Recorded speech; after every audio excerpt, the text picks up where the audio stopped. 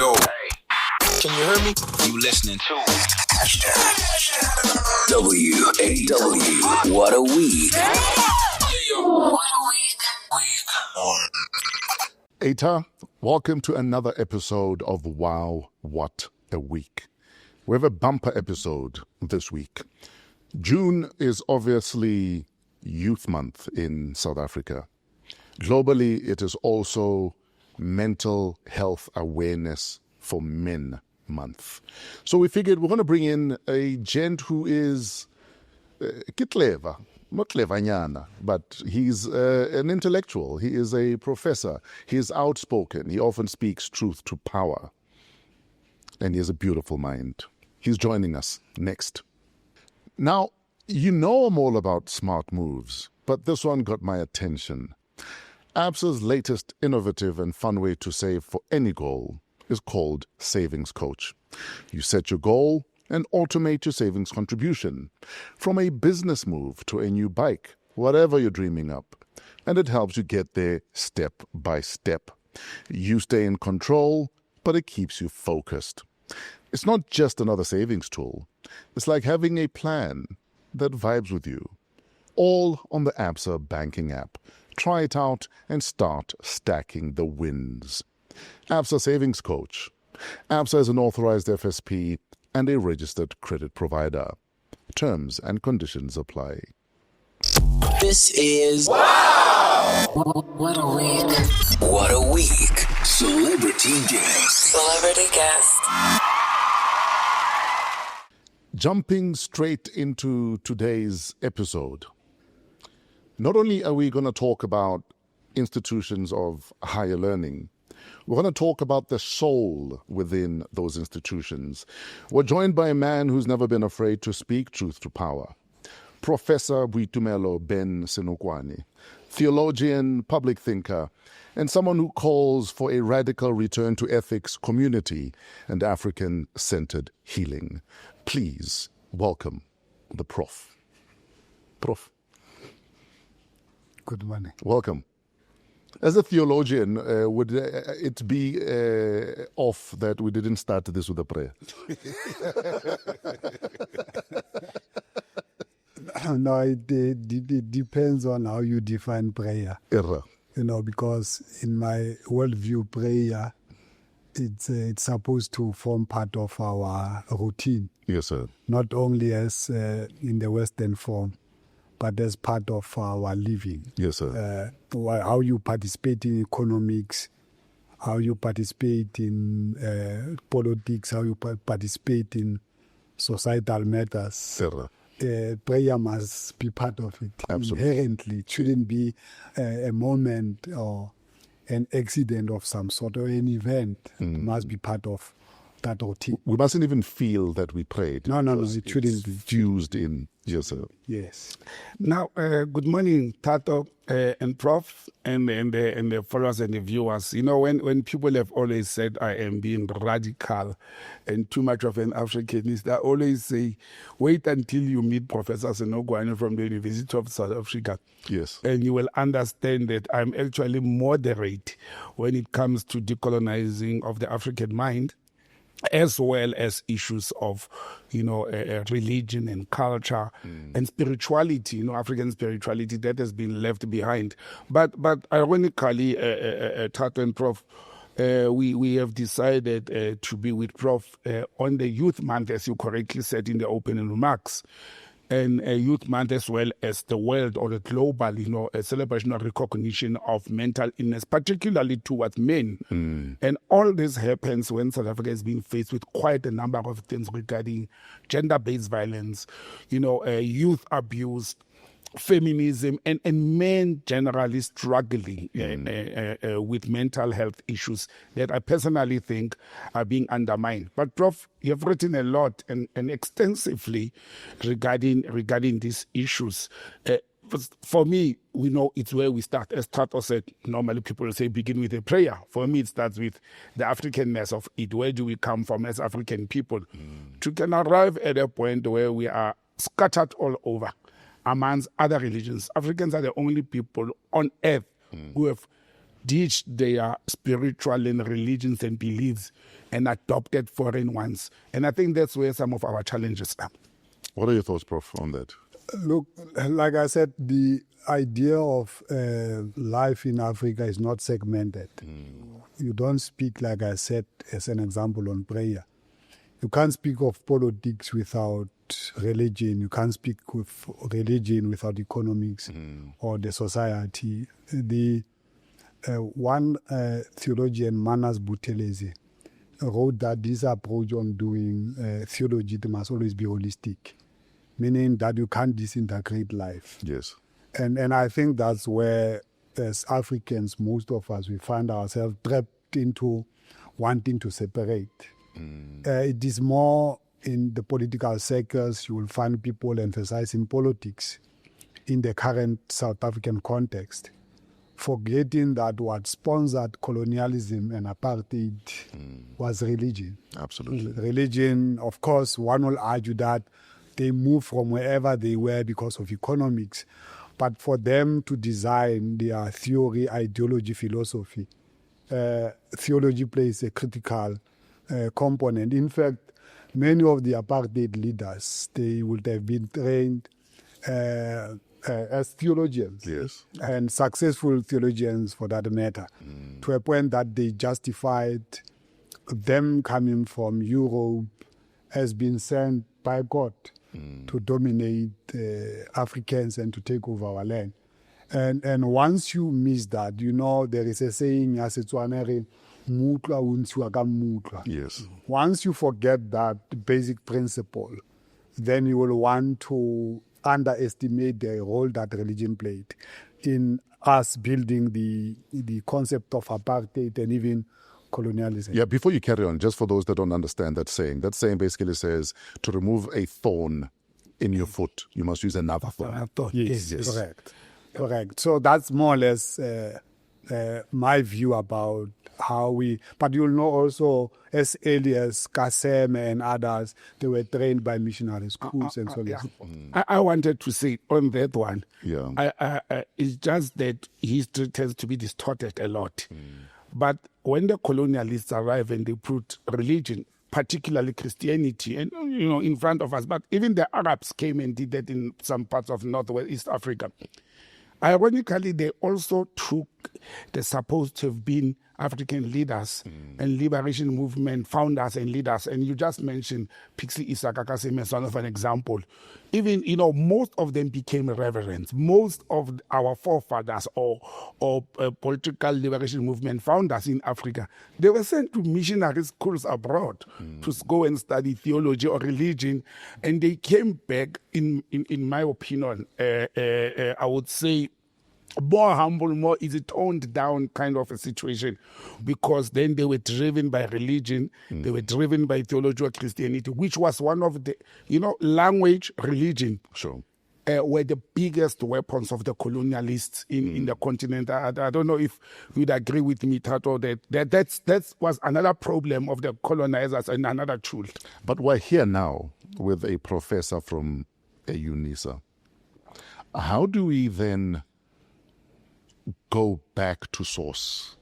How do we control, alt, delete in a way that we can say to young people, there is another way.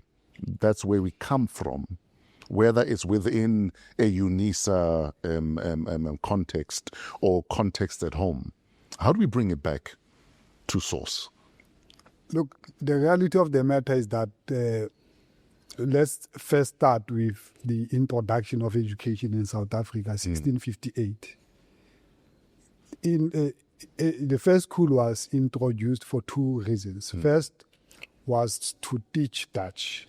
That's the first reason. Secondly was for Christian catechism or Christian instruction. Yes. Those were the two fundamental reasons why the first school was built in South Africa, in Amersfoort. So if you take that as the basis of education, you'll understand why we find ourselves trapped into that mode that religion is fundamental in our education. Sure. But secondly, the question of language.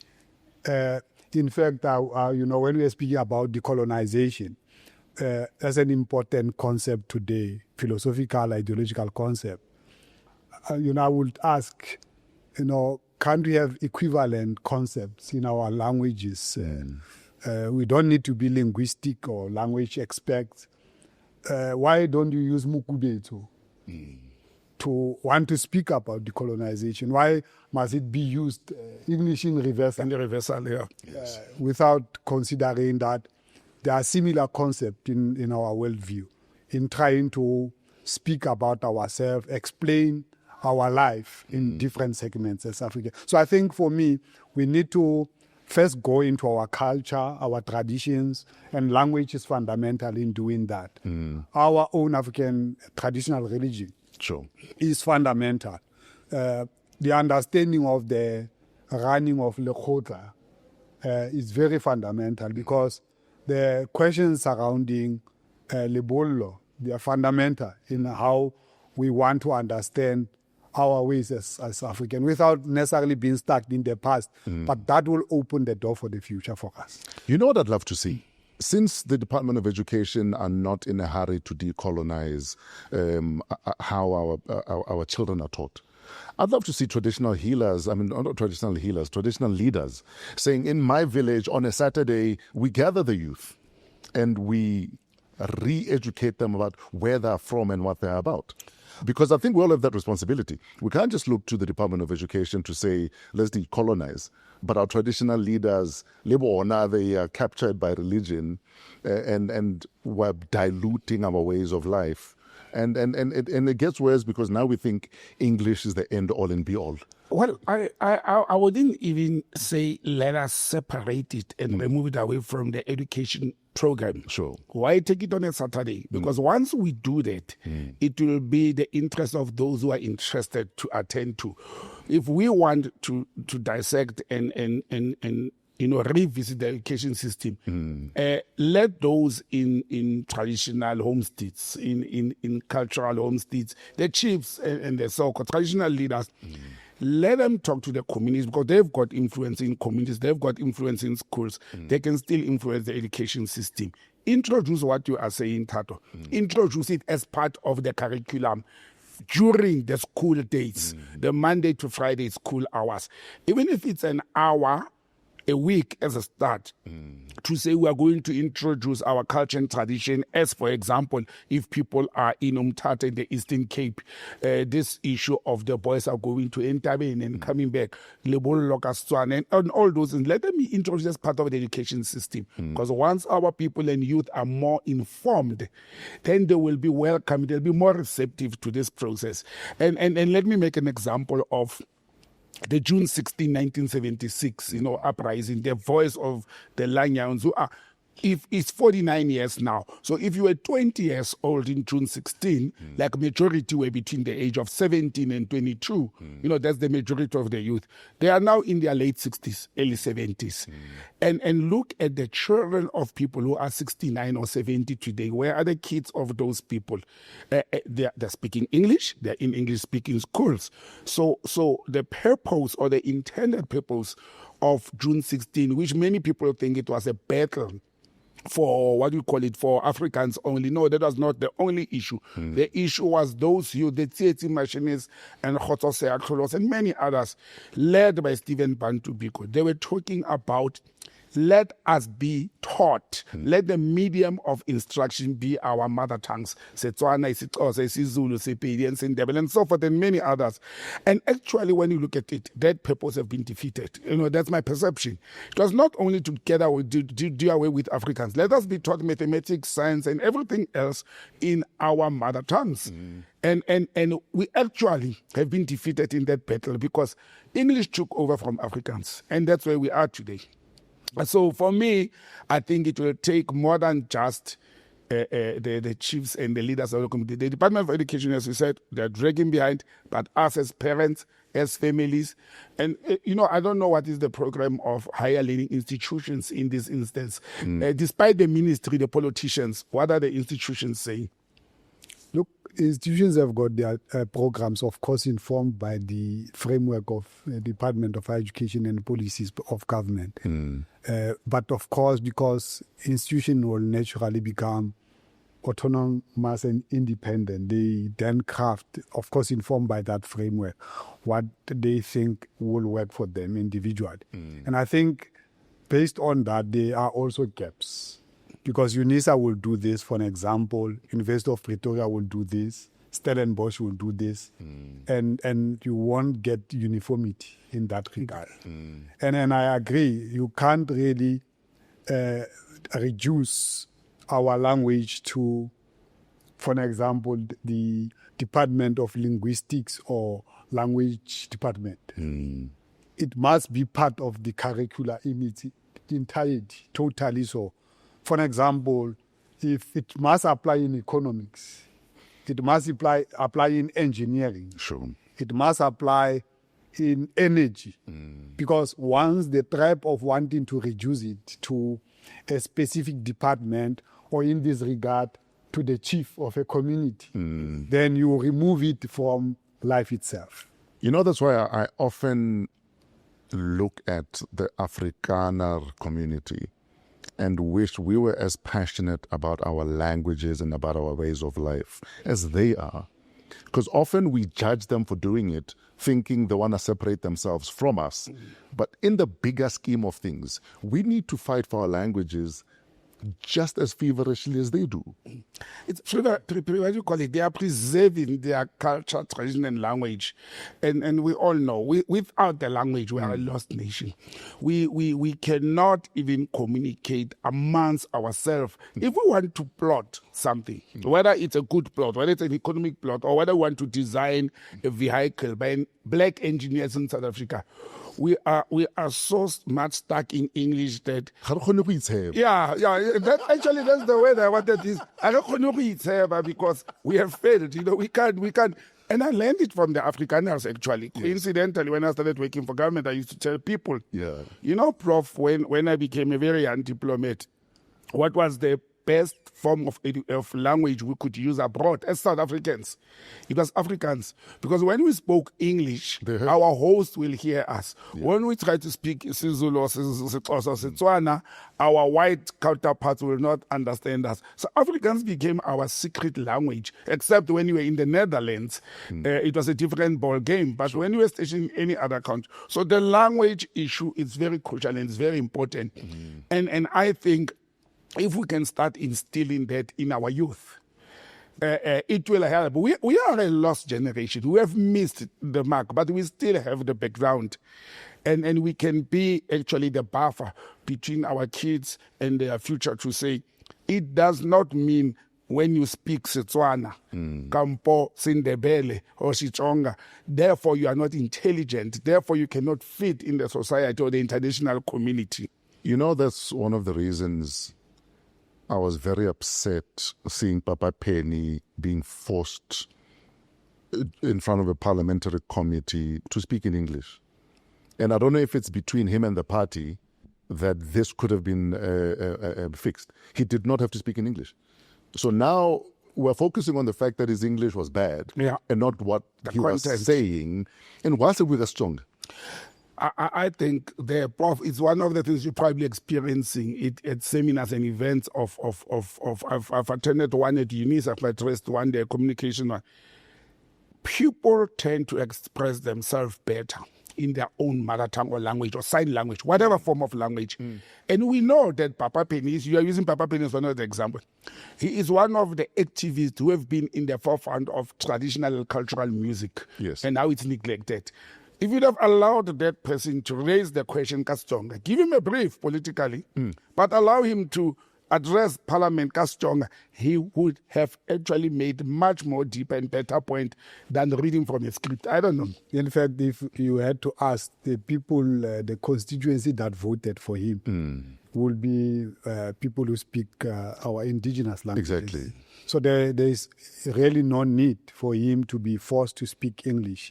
In fact, it is part of the program that we should be advancing as universities, that we must go as far as people to write assignments in their indigenous languages, to do their dissertations and theses in using their indigenous languages.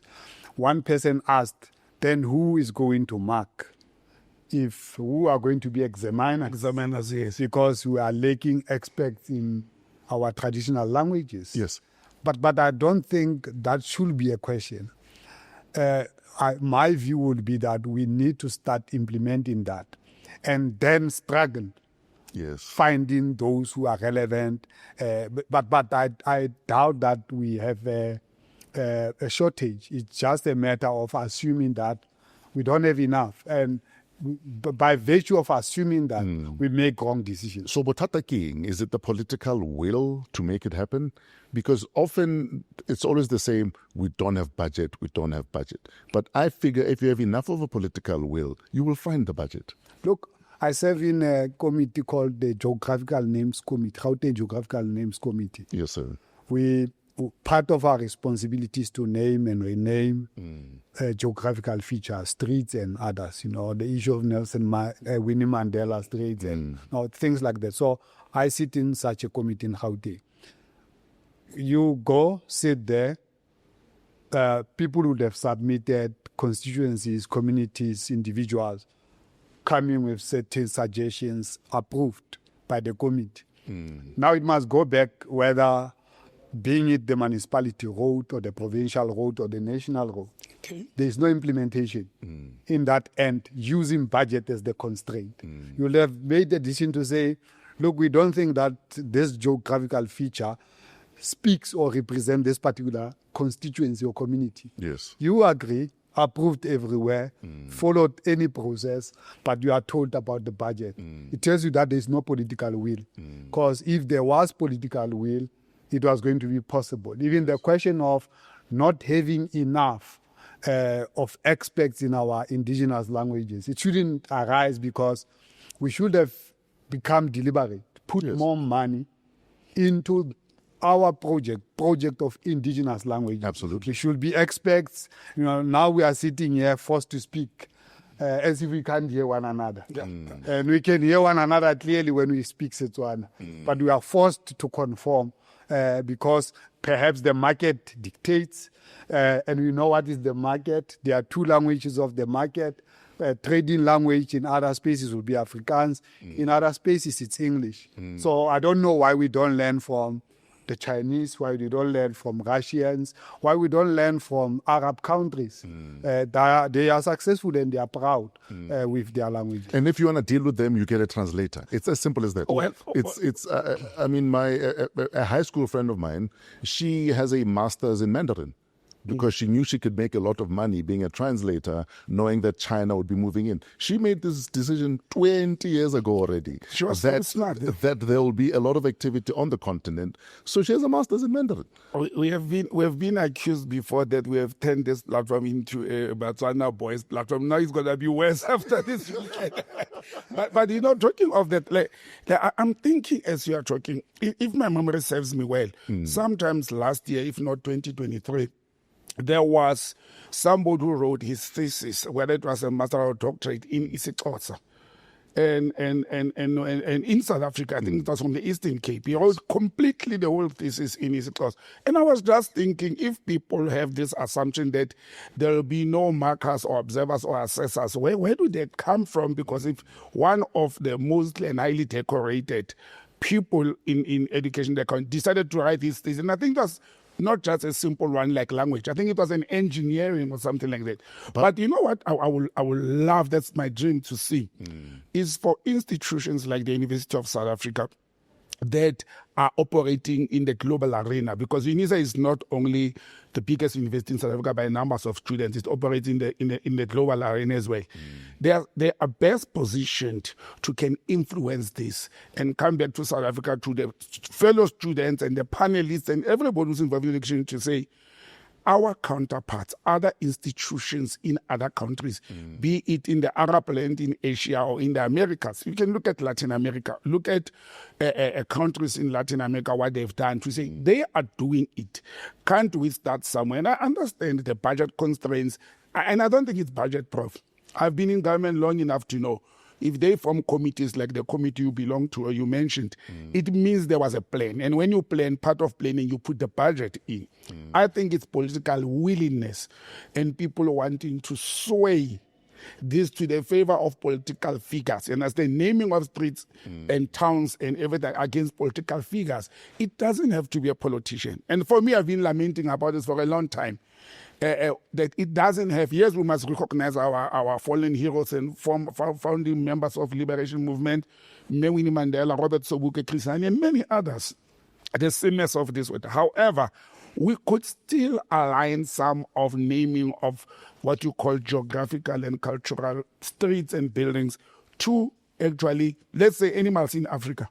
And I understand what I'm saying. We could even be naming. This week I had an argument. Actually, it was not an argument. I had people visiting me on Sunday, on Father's Day. And we had even a debate, also Zulu to speaking people, that what is lengau? What is a cheetah, leopard, and tiger?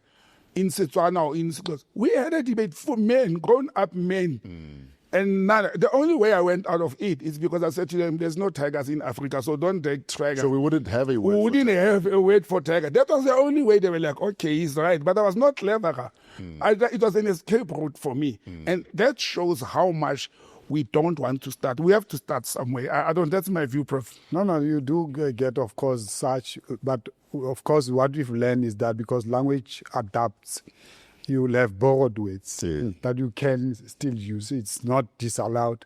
English has done the same. You know that most English language will either stem from the Greco-Roman world, where they borrow Greek or Roman words. In other instances, even Hebrew words to try to form English. So it's nothing new. We can also do that as Africans. I remember the research paper you speak about. Yes. Xhosa. And you know, a part of my heart broke to a certain extent because it shouldn't have been a big deal. That there's a research paper said Xhosa. It should be common cause.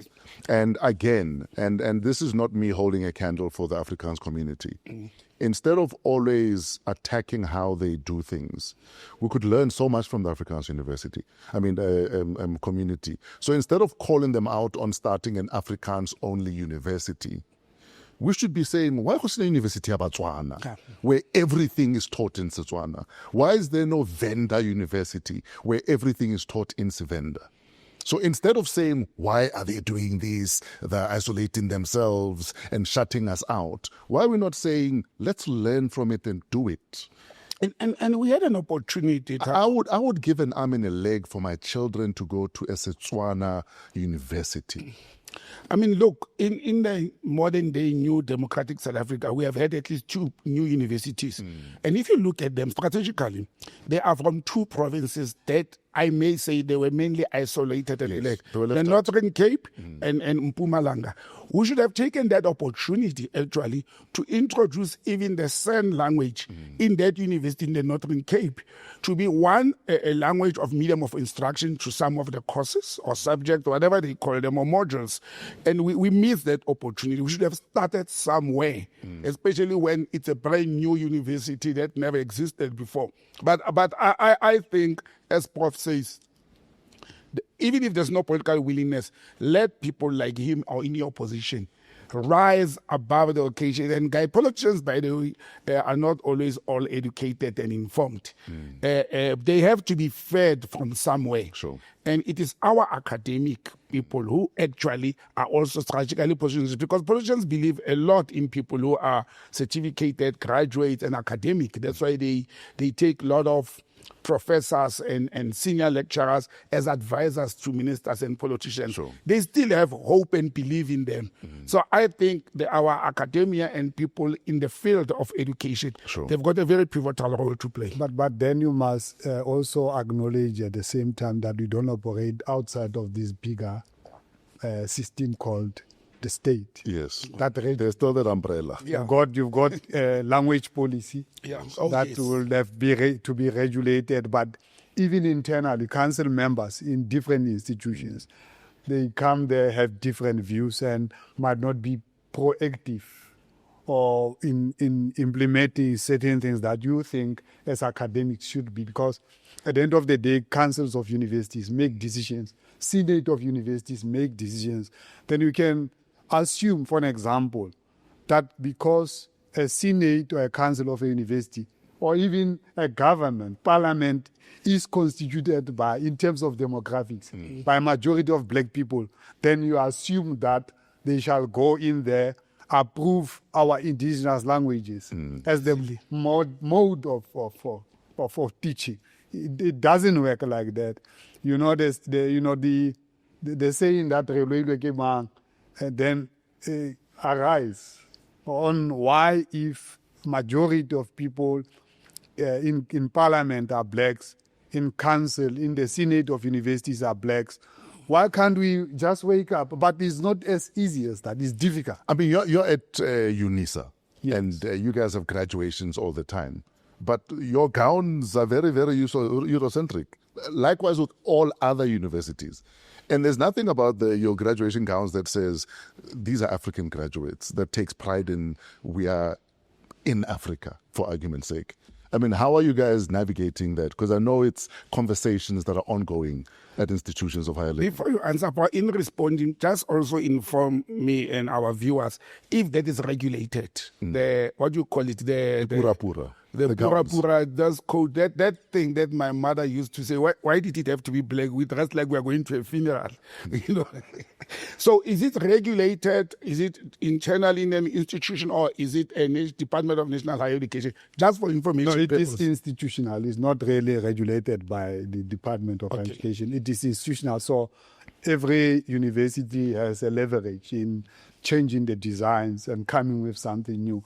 It's just that, you know, the saying by Albert Memmi, who says that the colonizer lives twice. He lives for himself and lives inside the mind of the colonized. Yes. So we find ourselves trapped into thinking that you can't be a graduate without that gown. That gown. That gown defines what it means to be a graduate. In fact, at Unisa, we are busy now discussing the redesigning of academic gowns. It's not a simple discussion. It's a process, you know, on how can we do it without offending. And the question is, why should we even be worried of offending? Who are we offending? No, that's the question. Why should you be worried? Because other people have been comfortable. They did not care who they are offending. Yes. But our point of departure is that we are offending. We might be seen to be anti-academic program, agenda, and that shouldn't be arising, but it is the reality of what you are dealing with people who will want to argue on the basis that for us to be defined as an academic institution, we must conform to Western norms and values. And that's the reality that you are dealing with. Up until such a time that we liberate ourselves as blacks, as Africans, unfortunately, we are where we are. And it doesn't only apply to, like I said, to institution of higher learning. It applies with what is happening in Parliament. Our lawmakers themselves are still trapped. The laws that they are using, go check there. Most of them are colonial apartheid laws, legislation that you find there. They are using the prescripts of colonialism, of apartheid, and they do that without thinking twice because the colonizers lives twice. And they are lawmakers, so they're in a position to amend a lot of those laws. But, you know, I always lament about this whole process. Actually, 2 weeks ago, we had a conversation with Tato here about the problem I have with the judiciary or the judicial system in the country. The dress code of black and white. In some countries like Kenya, they still wear the wig. And the issue that most of our laws, whether legal people like it or not, most of the laws in this country, more than 70% of the laws in this country are pre-1994. We still have the Criminal Procedure Act of the 1970s. And it is also, it's not only the acts, legislation, it is also the methodology, the formats, the way law papers are written, court papers are written in the country. They are still written and conducting themselves. You mentioned Parliament, Prof. You know this thing called decorum. The only thing that Africans brought in that parliament is more black faces, which are now more than 60%. And sometimes you will see members of political parties, particularly black people, although Helen Zille always sometimes dresses African, you know, so-called cloth and material. It's the change of clothing. The formality is a little bit out. The majority of people in parliament now wear what they want to wear. But it does not translate into their thinking. And then, so if wearing the so-called Madiba shirt or traditional African shirts, Bomoto Isika Setswana, was moving into changing the mind of the people in parliament, it would have been very far. And I still see there are people in parliament who still address parliament in their own language. They come prepared and they address parliament. Whether the translator is ready or not, it's immaterial. The fact that we could do it, Tato, the fact that we could, pass laws in this country to have 12 official languages. Somebody said there should be 13 and 14. Because now we have added on the level, we have added the sign language. And now somebody said, but we should have also added the Sen language. We should have added the so-called township language informally, because it's so used so much that it has actually a saying in this community.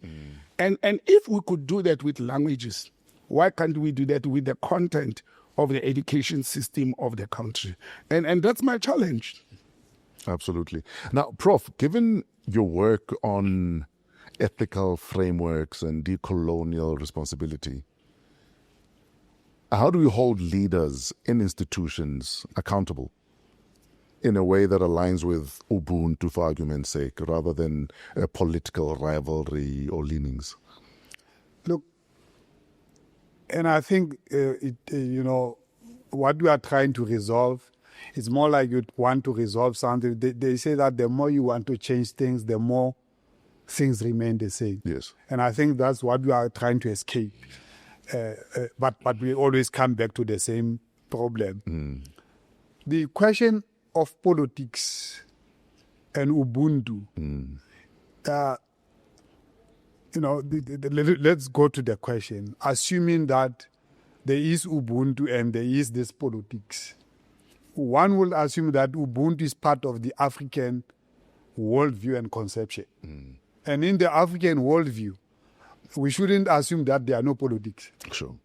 Because politics, in short, it talks about the affairs of the city, the running of the city, or governing or governance, which one will assume that Ubuntu itself it is inherently speaking to governance.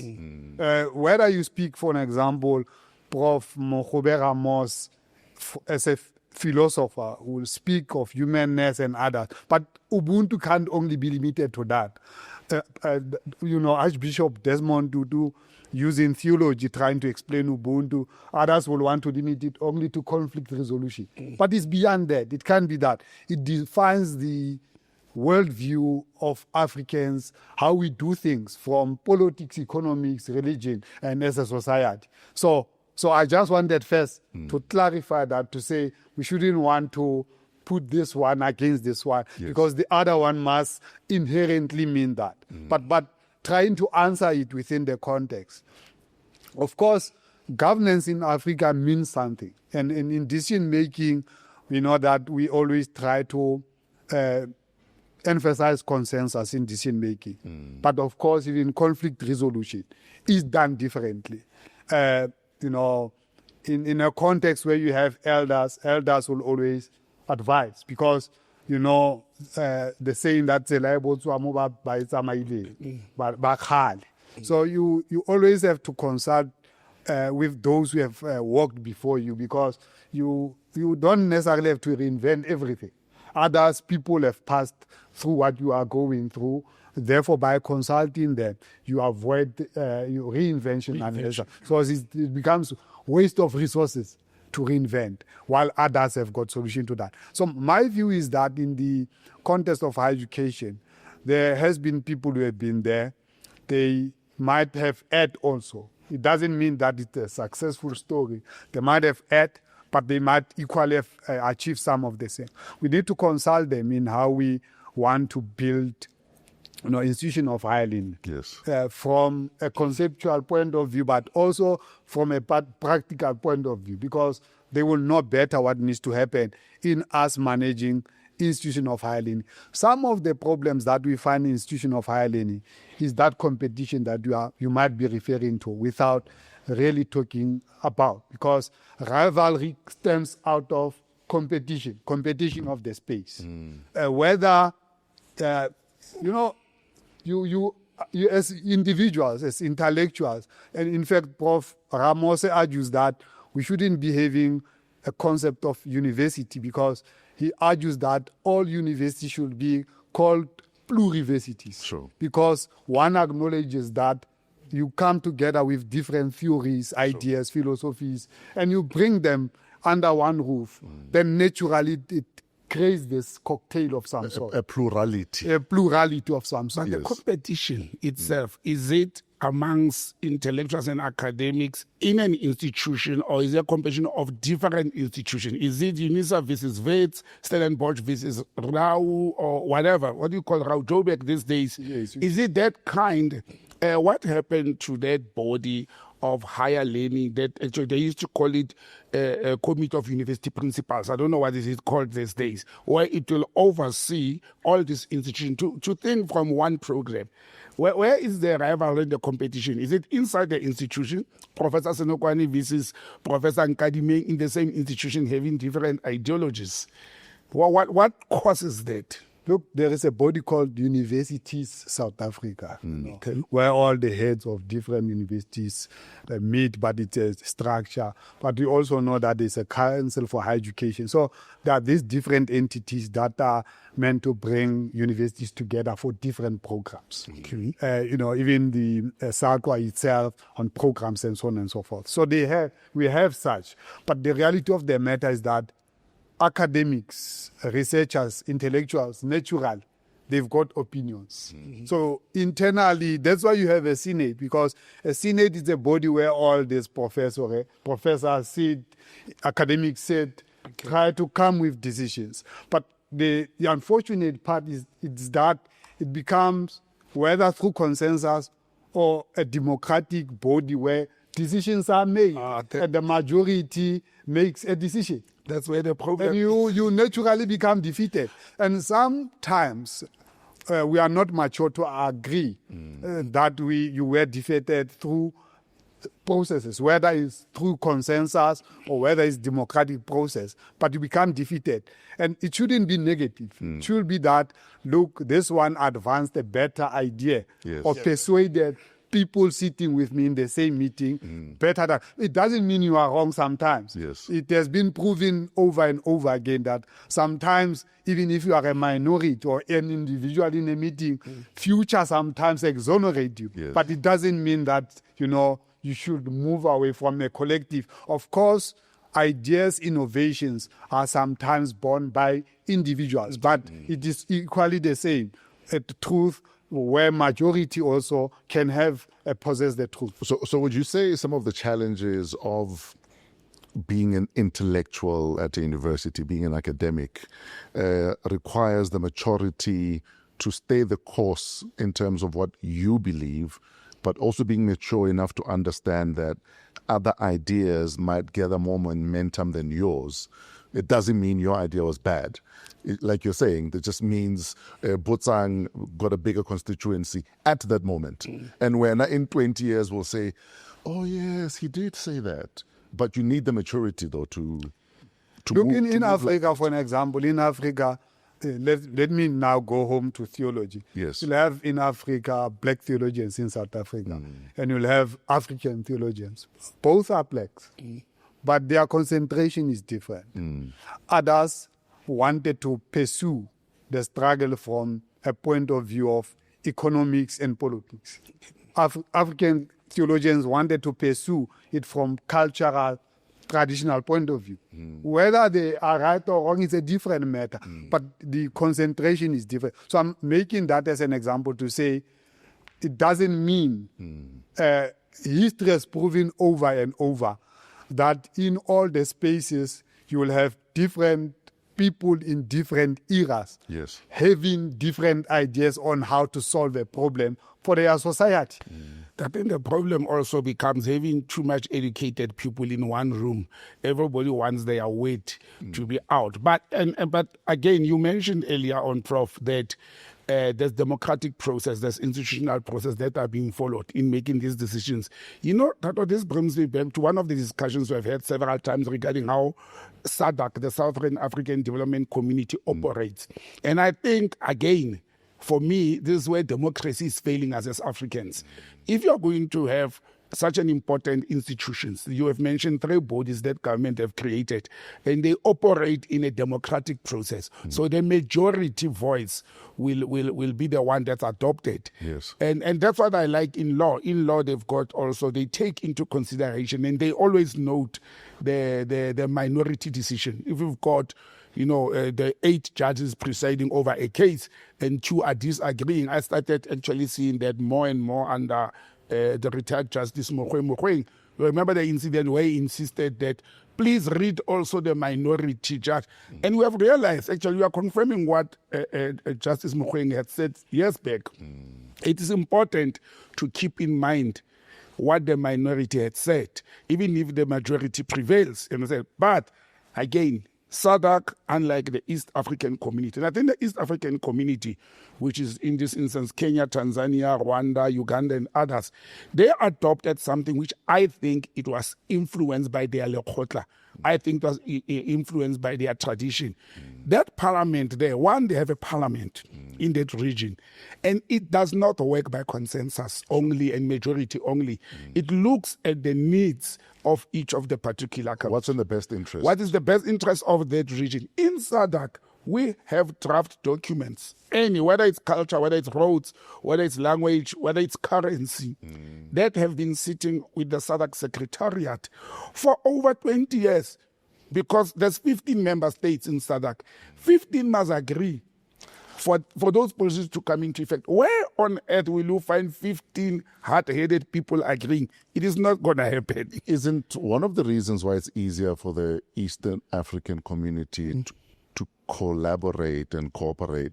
They're more homogeneous generally Yes. in that eastern part of the continent than we are in the SADC region. Yes. So, for instance, I remember there was a time, I was not born then, but Botswana, Lesotho, Swaziland shared a university.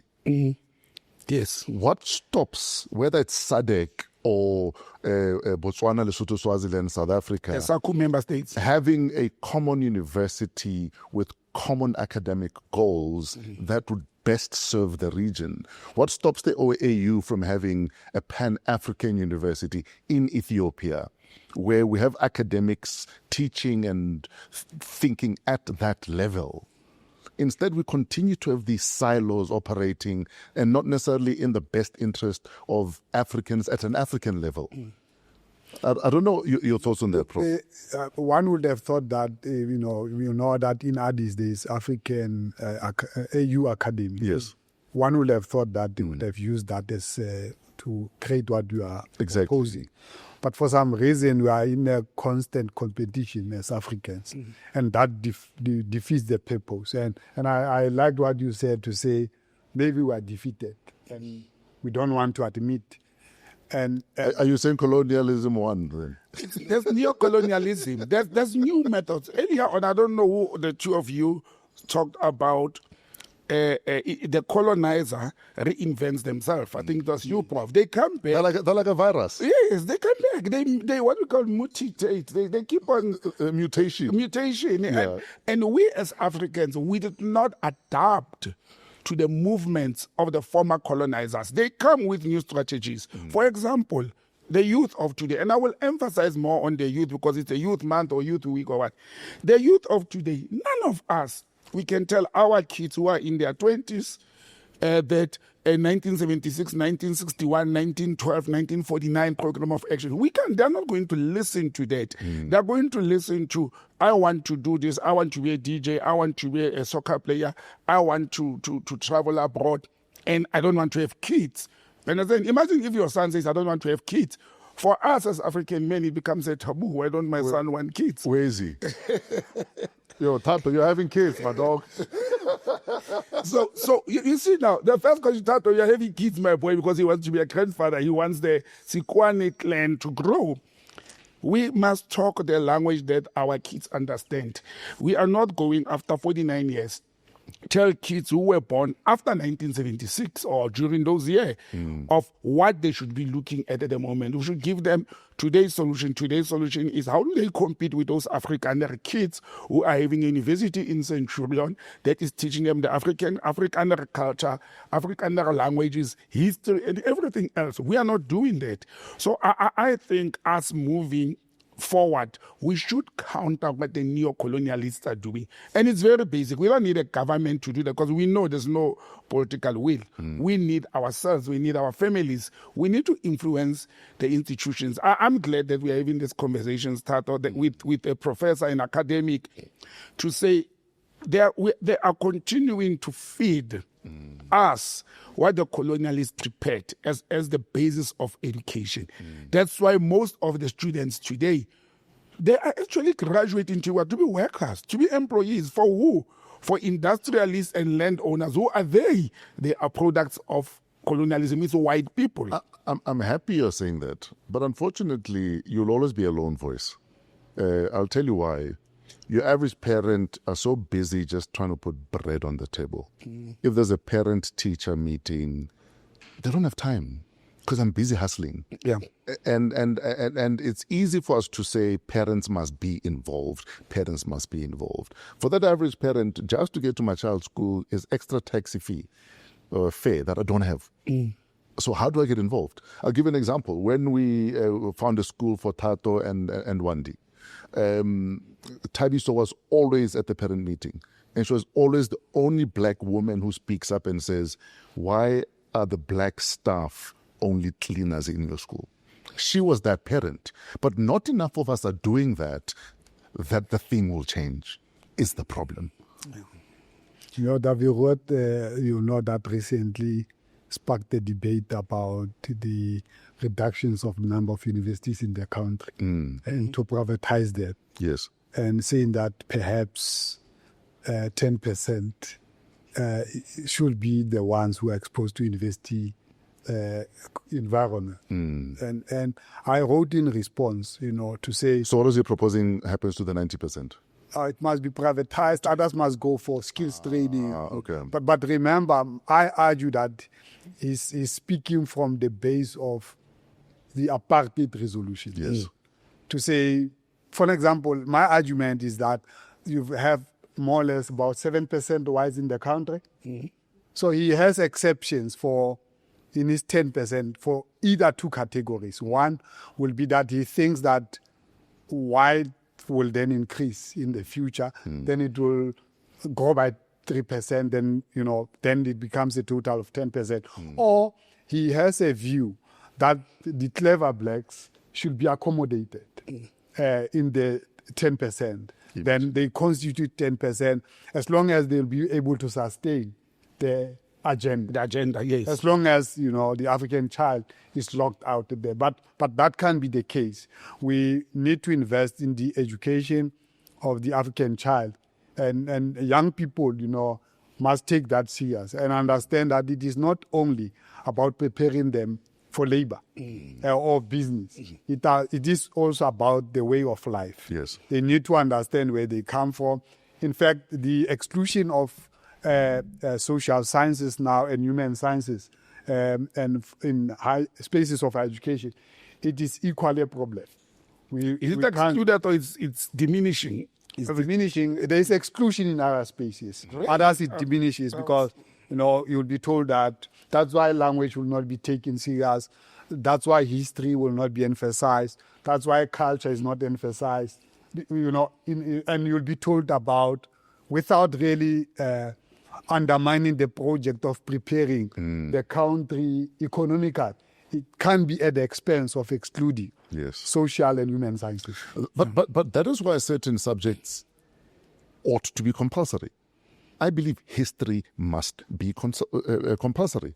And not just history, a decolonized history teaching to our children. Otherwise, they will know nothing about what we should not be repeating.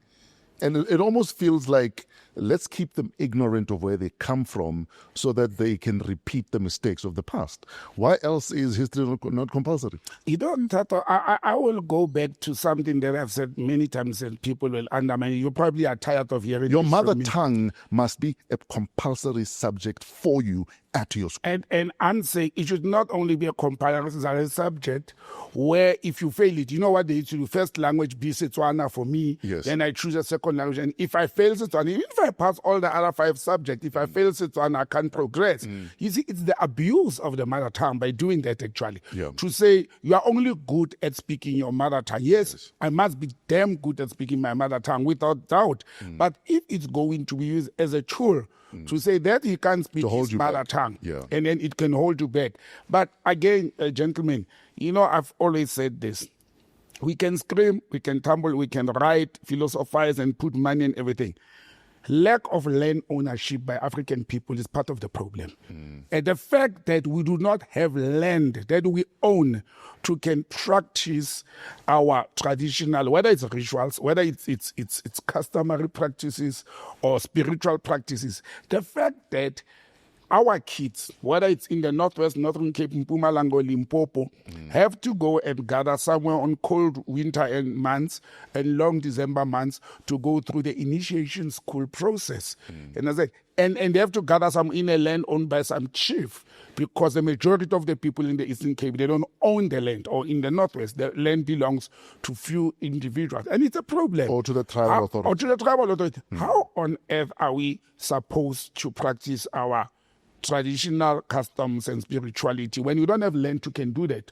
Actually, if we start slaughtering in your own yard that you don't own, actually, you know, if you live in the cities, you don't own that land. The municipality is in charge. You can't even slaughter the way you wish or you want in your yard, because you are breaking some municipal bylaws, you are cruel to animals and all those things. For me, that's a challenge.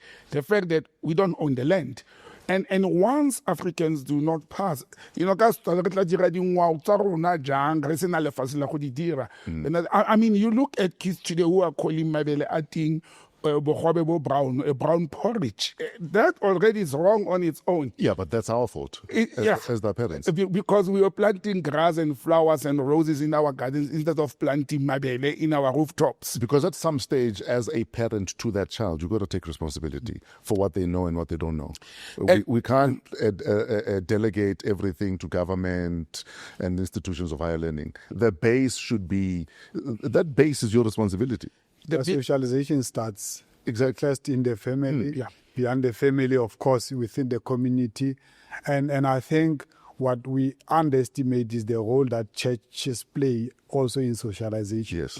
But then we should also, I always tell people that before a child is baptized, ngwana wa phazi. Yes. But I think sometimes we miss that important Majority of component. people actually don't bother.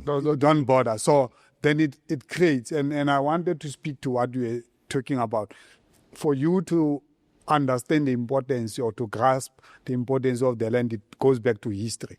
But even beyond history, your language speaks a lot about the land. If you know the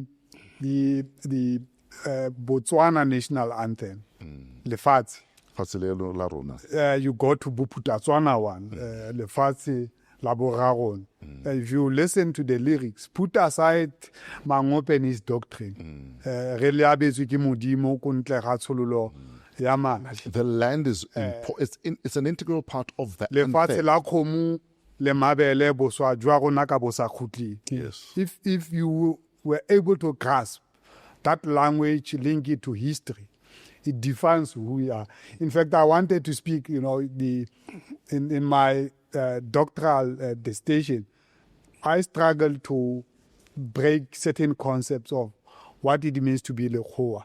And it took me long. For me to have unlocked it, I had to use both the tools of language and the tools of history to understand what it means. Yes. So I'm just making that as an example to say language and history used together, that combination is able to unlock meaning and the importance of certain things.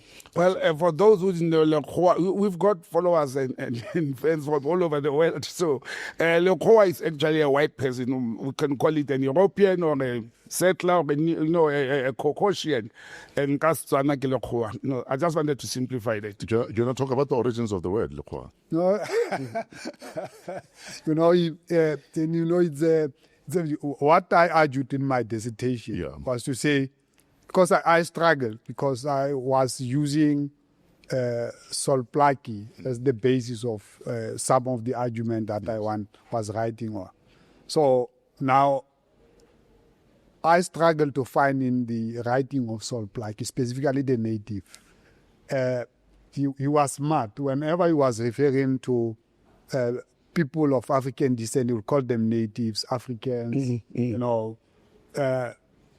of course, those will be the concepts. Yes. But then when he refers to Caucasian, he will now use different concepts. So I wanted to understand why is he, it's not like he's refusing to write, but you can argue that he's refusing to write because he makes that clear distinction. Say natives, Africans, I don't know whether black he uses, but he used specific concepts for us. And when it comes to Caucasian, uses different one. Then I asked myself, but why is that the case? I was struggling because I wanted to write about the concept of Ubuntu. Sure. But I wanted to understand first where does the concept stems from. Where there's a verb, now I struggled also with a noun. And now I had to break the word Lekgowa into two. But for me to have succeeded to doing that is to use both history and language. Okay. Now you will know that kwa it's a verb. To spit. To spit. Yes. And in other instances to vomit. Now I struggle to understand what does it mean. But only history, if you go to 1652, they arrive using the sea, yes, and it's moving. It spat them out. That's the experience. Yes. That's my interpretation. Yes. Okay. So le, I don't know you call it, is it prefix or le before, the one that you use before, is it an adverb that you use before the verb? Before the verb. As an indicator of something. So it indicates an action. Exactly. That's my little understanding. That's what the sea has vomited. That's what I concluded, because it's spat out the historical experiences. Now they used language to describe or define their experience. So that's my conclusion. But now you say, look, in the Basotho, Botswana, Bapedi context, this is what it means. But why now Abelungu, yeah. The Nguni language now it's is different. But now you deal with an experience of the coastals and the interior. Yes. You then learn out of history the voortrekker. The trekkers are moving as a what? As a group. As a group, yes. They are experienced not moving as individuals, but as this group moving into the inland. In the mainland. Abelunga. Belonging to a group. So they are defined through events or certain action. So that's how I came to that conclusion. But then I had to use the tools of history and language to unlock that. So it was not easy. There we are in the lecture room. And this is you as an academic. Yes. Can you imagine now if, like we're saying, history, language were the basis of everything we do for our children? How much further they could go in understanding who they are, where they come from, where they're going. Especially in terms of, in Unisa, we've got what we call 10 catalytic niche areas, includes, energy and others, feminism, Bosadi and humanist approach theories. If you were to use history and language, we can unlock a lot of things. Yes. Because most of them are locked into history, the space of history and language. Unfortunately, we can't unlock them because we find ourselves trapped in the language of the other. Yes. And now trying to find meaning for ourselves. But if we had access to our history and our own languages, we can unlock many things. Sure. I'm doing it as a theologian, from the humanist point of view. But imagine a natural scientist using the tools of history and language. They can unlock a lot of things. So much more. So much more. We are running out of time, Prof. And, you know, you're from Unisa, like we said earlier on, and because you deal with the amount of people that you do, technology becomes another way that you guys can reach people and we reach you. And in your work, you write about the alienation of modern African subject. Many students are battling to navigate, for instance, digital portals, feeling isolated and unsupported. How do you think Unisa and institutions such as yourselves can reimagine tech as a bridge and not as a barrier? Look, we must, of course, embrace technology. We must not be having the phobia of technology. In fact, we are where we are today because of the input of the creative of technology. But the question that we must always ask is, what is our own contribution as Africans? Do we have any contribution? Can we bring anything into the table? I believe yes. We need to, like we said, use our own culture, what we've learned from our traditions in trying to improve. Sometimes it's not only about improvement or transformation. You will know that the risk of transformation, always I argue, as a concept, transformation assumes that there is a base. There is a foundation. You must move from something already provided by someone. And I don't think that's my view about how we need to participate in the space. Of course, in other instances, you can transform. But in other instances, we need to create. To be innovative. We must be innovative. We must even change as Africans so that we are able to participate as any other. Because the risk of only transforming is that we will forever be trapped into defining based on the premises or the foundations of others. So tech must embrace us as Africans, our worldview and how we think things. I think my challenge with tech, and I don't want to be old school and feel like I don't want to transform because I use technology a lot where I'm capable of. It's when it is being used as a tool by neo-colonizers to can actually continue to brainwash and direct the mind of the African child. You look at television became one of the first innovations we were exposed to in the mid-70s. These youngsters don't know that television became only available in South Africa, I think 1977, 78. My challenge is when those technological advancements and availabilities are so Eurocentric and I will use two examples. Look at how social media, and I'm talking modern day, social media is used so much. We fail to turn it around to can even teach the history and the culture and the language like what we have been talking about. It actually, if you look at TikTok and Facebook and whatever, it's Eurocentric. It's still the westernized thing. And majority of our youth have access to it and use it more than us. But the content is very wrong. You look at, and I want to use something that people may undermine as an example. In the week that we are in, we saw how the two countries, Iran and Israel, were using missiles to can shoot and attack each other. And you know what it brought into my mind? The one of the greatest generals of war, King Shaka of the Zulu nation, when he actually redesigned the spear that they used in order to attack the colonials during the war with the British. Said at the beginning, people who wouldn't know. Now I look at the Scud missile or whatever ballistic missile used by Iran that you can shoot from a certain point to another point. That was the initial spear that the Zulu nation used to can throw into the colonialists. Shaka realized this is not working because they are using guns and they're advancing in groups. Therefore, what we need to do, we need to break this spear because we can't throw anymore. It's not effective. Let's break this spear and make it shortened so that we can engage into immediate combat. I may be talking military tactics. But I'm saying if we can do that with technology, that it should be the first point of entry for our kids who don't want to sit and listen to old men and women talking, in Setswana or isiXhosa, who are having the palm of their hand technology. If we could do what China, some people say it's indoctrination, it's controlling people, it's not freedom of speech. When a country politically determines what goes in there and what will go into our society. The fact that we are a liberal country, a so-called democracy, people have freedom of speech and rights, we allow everything. Sometimes it's to your own detriment. It's to our own detriment when you look at it. We allow everything.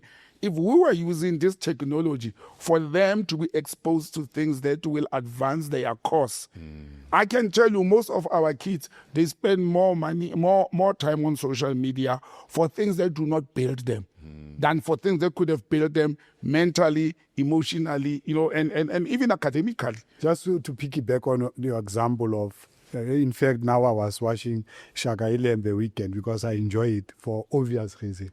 As much as it's a different ethnic group. What, for history or for Nomzamo? Because I watch for Nomzamo. No, not really for that. Okay. No. No, she's beautiful. We can't deny that. But for example, of course, there's a lot of technology in military, and most technologies were invented because of military. If now you take an example of a long spear versus a short spear, the reason advanced by Shaka is that you can't throw it to an elephant from a distance. It won't kill it. Now you need a shorter version of it. But that what informs him is his worldview, because he knows an elephant. He knows the space between himself and the elephant, and based on that, it informs him what he needs to design. Exactly. But if then you want to use the worldview of the other to make technology, to advance technology, then you miss the point, because it must first start. Of course, we all know that technology innovation is always informed by trying to think something out there. But imagine if you think something out there without your own worldview experiences, because your own worldview and experiences tells you about limitations. And it's only when you want to think beyond the limitations, based on your experiences, you might want to develop something new. Yes. So that's more my take in that space. Absolutely. We are out of time, gentlemen. And I know Prof needs to get back to Unisa. I don't know if you want to... Well, it's fine. I'm happy. Look, this kind of discussion we'll need more, engagement and so forth. I had thought we'd have had time to speak about earlier on your opening remarks. You mentioned that globally there's a celebration on mental health. Means actually to be specific, the challenges, the burdens. That when I looked at that topic as you put it in there, one of the things that came is actually what I've been going through myself, what has been happening in the country regarding men's mental health. And historically, or religiously, or biblically, a man is a provider. Those are the kind of things that have put us in a situation. And people must not think I'm sitting here and protecting men's conduct and behavior that is bad or seem to be bad. But I'm thinking of a situation where if we were aware of what men, and I want to talk about African men in this country, are going through on daily basis, whether it's social ills, whether it's economic ills, or simply a mental illnesses. Years back I used to joke, I suffer from, for example, insomnia. You don't know how many times I've been saying to my medical friends and knowledgeable people, I still do not know why insomnia is not being listed as one of the serious mental health illnesses, because like last night, whether it was anxiety of being with you guys today, or whether I was tired or going through my own day, I could not sleep. I could not at all. I woke up, I went to bed at 11 p.m. I woke up 4 times in the middle of the night, and all the time I check the phone that I'm not getting late, let me take another 2 hours, then I wake up. It's insomnia, it's a mental illness, because once you have gone through that, you are dysfunctional for most part of the day. And there's so many things, the economic issues that people are undermining. And then what we rush to do as a nation and experts is to put people on drugs, is to put people on antidepressant, anti-anxiety tablets. And so without looking at the root cause of the pressures that men go through. I'm saying this after a week of the so-called Father's Day. And I realized I was sitting with 22 guys on the so-called Father's Day. And I realized that and it was by design that it was men only, fathers, adult people, not youth. There was the youngest person there was about 35. The rest, the oldest was 59. And 22 of us were sitting for hours and discussing what men go through, whether as fathers, whether as husbands, whether as individuals. And in my view, it's a lot. I was with my daughter in the morning to drop her. So some guy was just passing where they were not supposed to be passing. So I say, but what is this person doing? Then my daughter says, hey, see, I go wish up. So, in real essence, men see a go wish. And I don't think because of the cultural burden that we have and the stigmatization that we undergo as men within our different societies and communities, we then attempt to go to monna kimko. And that becomes a problem. Yep. But also the stigmatization of mental health in general. It's a problem in our communities. And I think we have a long way to go as Africans in trying to redefine mental health in space of, especially for men. Because we do a lot. Some of us, we are trapped in certain things as men. Our behavior can't be condoned. It's unbecoming. And when you trace the root problem, it's because of some of the things that we are hiding. We don't talk a lot because most of men, we don't like talking. Sure. How do you think faith-based spaces can become more welcoming and a safe space for men to open up about whether it's depression or what they're going through, or, for a goisha? As a theologian yourself, how do we adjust faith-based spaces for men to feel safe, that I can go there, get read? So, for instance, our church has a men's WhatsApp group where we share, we talk, we meet once a month, just Majita, to talk about our stuff. And there's a lot of stuff. Look, I think we must all acknowledge that whether it's in the faith-based space or communal or political, it's always safe that you must have people that you first establish trust with. Sure. Whether it's your pastor, whether it's your sangoma, it's always important to establish faith and trust because, you can be open to everyone. You might find solution by narrating your experiences with other people. But so long as people are not trustworthy, they are not loyal, they are not truthful, you might set yourself to another problem, a new problem. But it's always to one, I always tell people that in my space, I'll always have 1 or 2 or 3 of friends that I can speak comfortably about my challenges because you will know that as men, there are certain challenges that that this one, if I can say, it might make or break me because if it were to go out there, it might be the beginning and the end of yourself as a man. And now you have to deal with new problems of trying to redefine yourself. So I'm just saying, even in such spaces, you also have to be calculative because not everyone out there, even in faith-based communities, are safe. But I can tell you that the beauty about faith-based communities is that at least you are able to talk. That's the first instance. Of course, within the parameters of what I've just said now, you are able to talk. People are able to advise you, share their experience in return.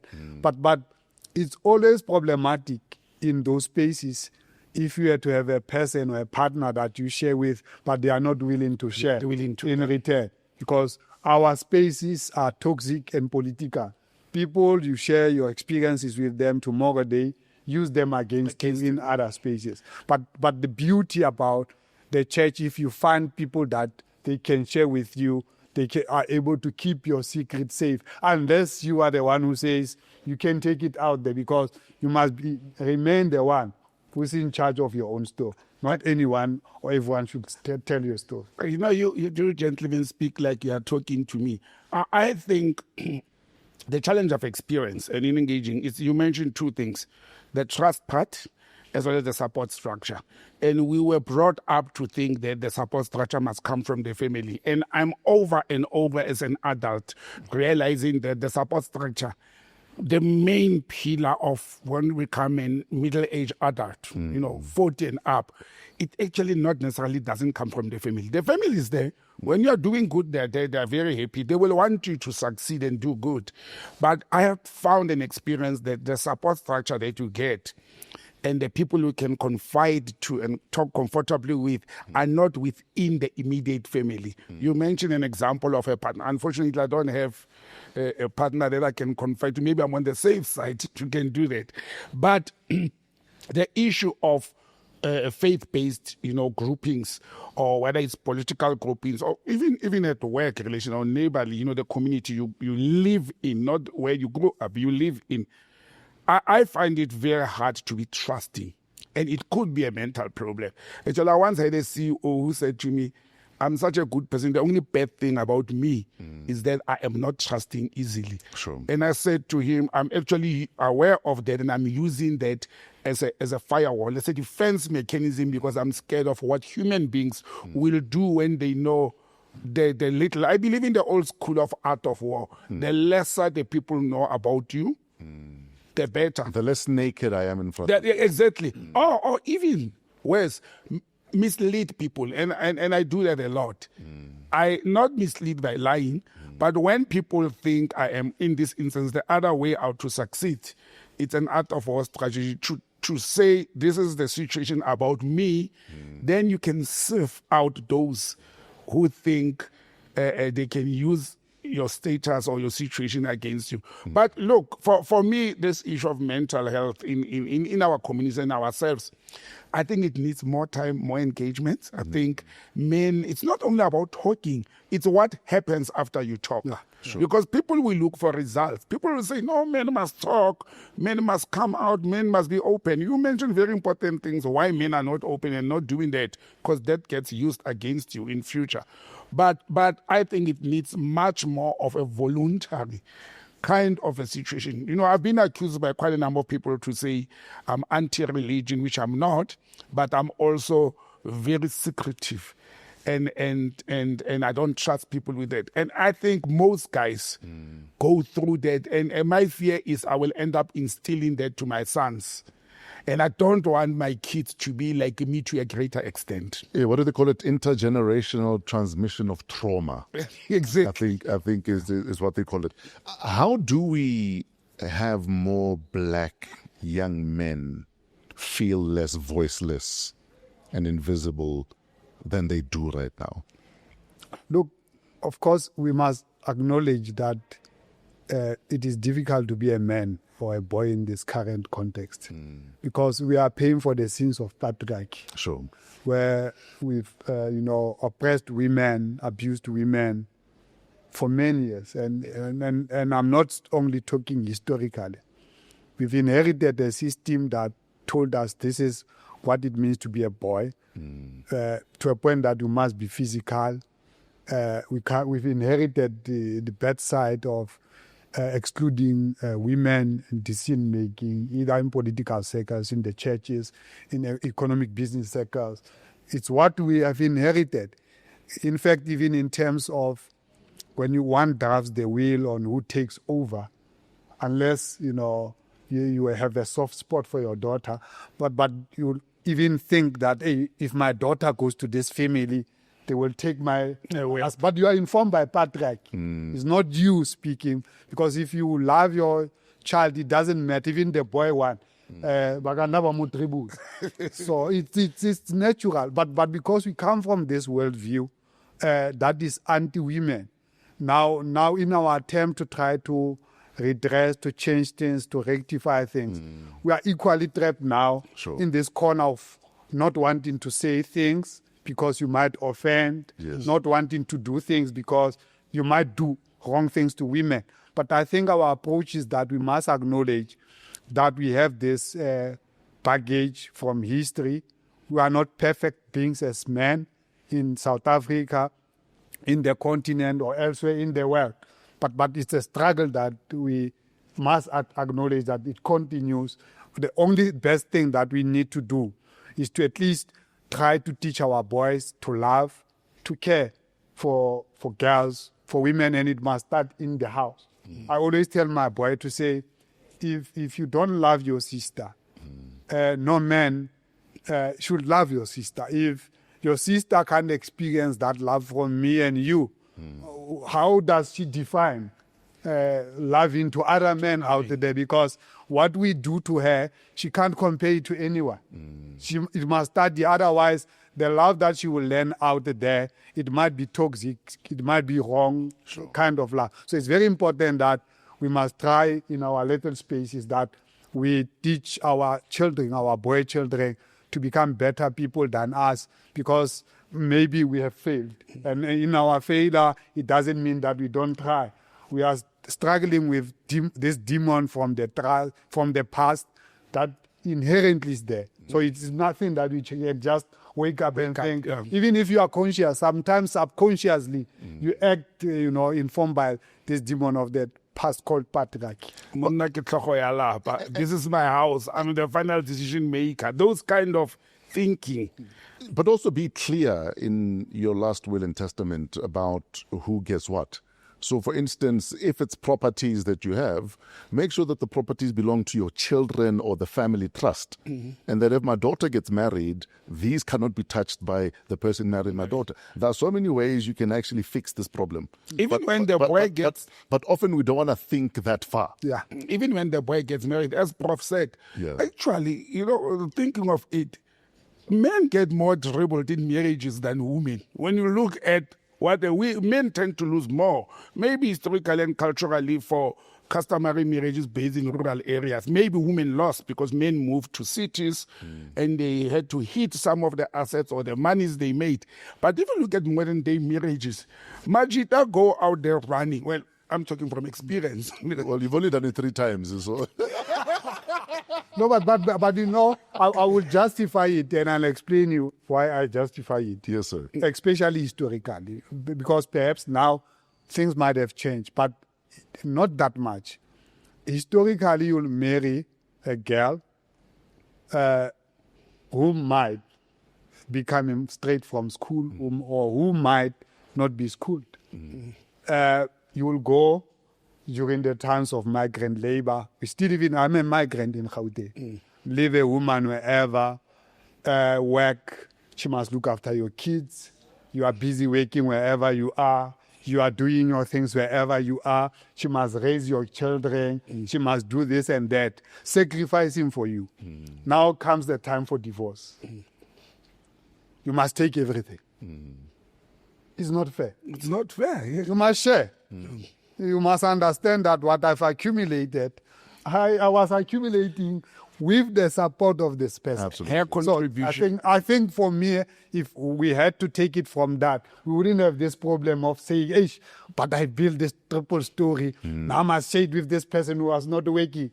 Not taking into consideration that you were able to do all those things because she made your environment conducive. I've got the triple story because I had the support. Yes. And now you've got the tattoo, and you even forget that she even sacrificed for 9 months and more years waiting for you raising your tattoo. While he was DJing, Tabiso was attending all school meetings, and you couldn't attend school committee meetings. And those are some of the things that I think, you remember we spoke about customary marriage, and now I'm writing a paper on how it could be used properly, can guide and direct us. But we are out of time. A final question, Prof. If your younger self could see you today, your work, your beliefs, your impact, what would surprise him the most? What is surprising? What would surprise your younger self about you right now? I think I was a quieter version of myself. Yeah. Now I speak a lot, of course, within my friends' space, because like I said to you, I'm activated. Yeah. I don't speak a lot. I don't make friends easily. So you're like an elevator. Yeah. If you press up, I'll go up. I'll go up. I'm like that. So you wouldn't find me. I always tell people I can go from here to anywhere, sit in the hotel, go to the conference, I don't, socialize that easy until you will come and say, let's go. And once you link me to another person, then I can do that. Okay. So I think that's one thing. But I really never thought that I'll be an academic. It was never part of my thinking ever. Of course, I used to think that I might be a pastor there and there, but it was something. I thought I'll be a pilot. I come from a business family. I said I'll be in business, So that's more or less was my orientation. I then surprised myself. Of course, I became a pastor, but eventually I never thought that I'll be. In fact, I became an academic by accident because my church said, if you want to be a pastor, you must go to university. That is our route. So I had to go to university. Now I fell in love with books by being in the university. Absolutely. Prof, thank you for your time. Thank you for your mind. Thank you for your opinions. And I think most importantly, thank you for giving a damn about your people, about Africans, about our ways of life, and about how we need to bring them back.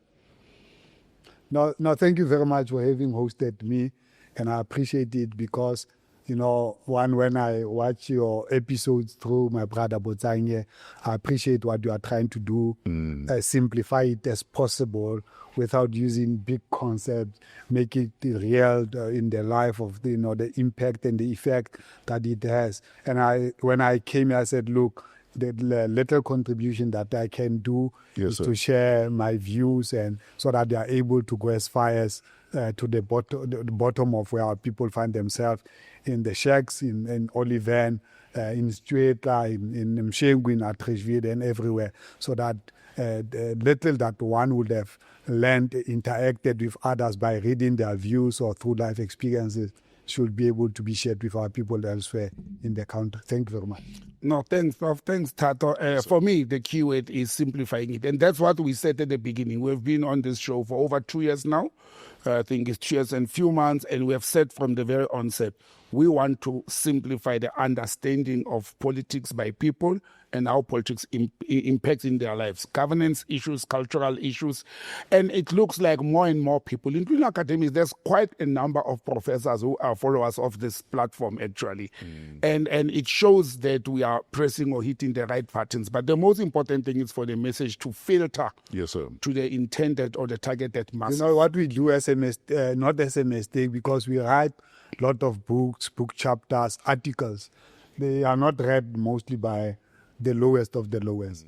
So through podcasts, you are able to share, or opinion pieces in newspapers, to share the little, but by simplifying it into our people. Where do we find you on social media? How do we contact you, sir? Hey, I don't know if I'm that active in social media. Or where do we read your papers?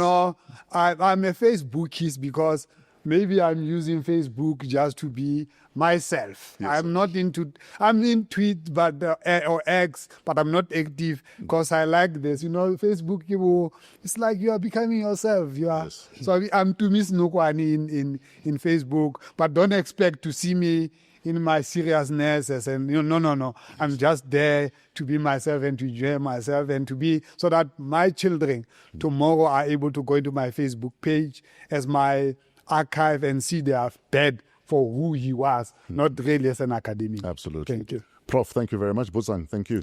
Thank you, Tata. Thanks, Prof. That was Professor Senokoane reminding us that dignity is not a luxury. It's the foundation. We are done with this episode of Wow, What a Week. We do this again next week.